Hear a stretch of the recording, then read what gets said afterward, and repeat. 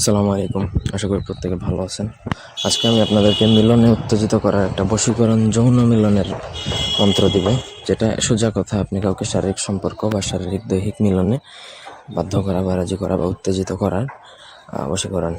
এটা মূলত অবৈধ উদ্দেশ্যে প্রয়োগ করা হয়। আপনি বৈধ উদ্দেশ্যে কীভাবে প্রয়োগ করবেন সেটাও বলে দিচ্ছি। ধরেন আপনার স্ত্রী বা আপনার হাজব্যান্ড রাজি না, আপনি তার উপর এটা প্রয়োগ করতে পারেন। তবে কাউকে ব্ল্যাকমেল করার জন্য এটা করে এনে ভিডিও করে রাখবেন, এই ধরনের ইন্টেনশন নিয়ে প্রয়োগ করবেন না। আপনার কাজ হলেও হতে পারে, কিন্তু ক্ষতি হবে এতটুকু নিশ্চিত। পুরো ভিডিওটা না টেনে শেষ পর্যন্ত দেখবেন। আমার চ্যানেলটা সাবস্ক্রাইব করবেন, লাইক কমেন্ট শেয়ার করবেন।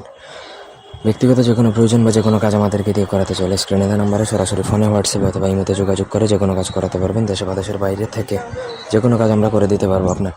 তো এটার জন্য প্রথমত একটু বাজার থেকে সিঁদুর কিনে এনে যে কোনো হিন্দু কুমারী মেয়ের মাথায় সেই সিঁদুর দিতে হবে। দিয়ে ওইখান থেকে মাথা থেকে উঠিয়ে আবার সিঁদুরটা আনতে হবে। একটু আগে দিবেন, তারপর উঠিয়ে আনবেন। সেটা আপনি মেয়েকে কীভাবে ম্যানেজ করবেন সেটা একান্ত আপনার পার্সোনাল ব্যাপার। ওই সিঁদুর আনার পরে স্ক্রিনে যে মন্ত্রটা দেখতে পাচ্ছেন সেই মন্ত্রটা পড়তে হবে। অমুকের জায়গায় নাম অবশ্যই উচ্চারণ করতে হবে যার জন্য প্রয়োগ করবেন।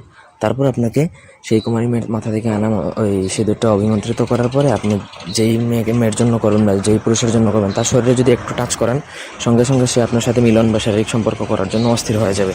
তখন আপনি চাইলে তার সাথে শারীরিক সম্পর্ক করতে পারেন। তবে আমার কথা হচ্ছে, শারীরিক সম্পর্ক যদি করেন সেক্ষেত্রে তাকে বিয়ে করবেন। অসৎ কোনো উদ্দেশ্য নিয়ে এটা প্রয়োগ করবেন না।